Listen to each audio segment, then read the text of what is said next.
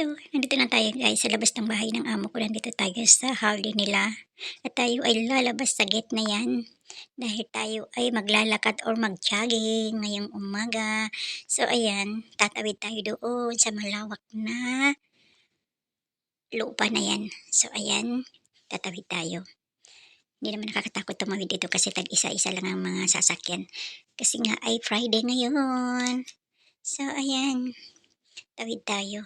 Kasi maglalakad tayo doon malapit sa hospital kasi kahit tayo ay matumba ay malapit tayo sa hospital, charot. So ayan, lalakad tayo.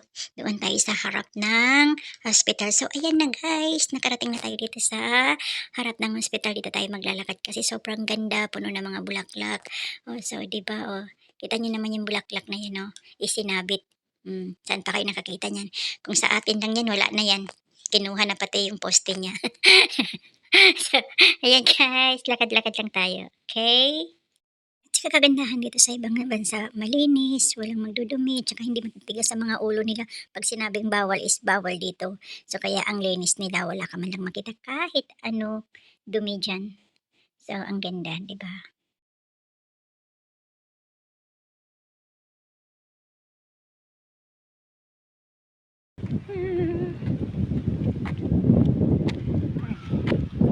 Bahala ka dyan.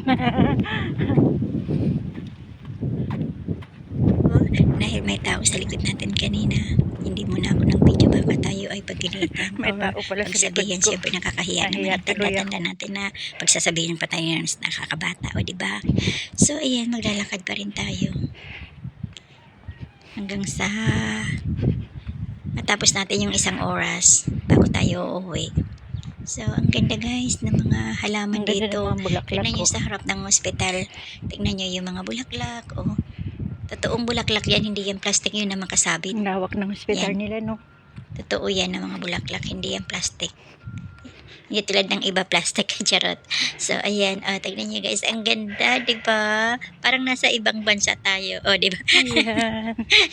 Nasa ibang bansa naman tayo, hindi naman tayo sa Pilipinas. Ayan, guys. So ayan, ang ganda dahil nagandahan ako dito. Dito na lang ako ikot-ikot. Tsaka iwas sa sasakyan kasi walang sasakyan dito na madami magalang lang ang pumupunta dito.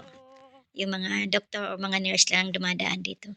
So, yan. Dito talaga tayo maglalakad. Ang ganda guys.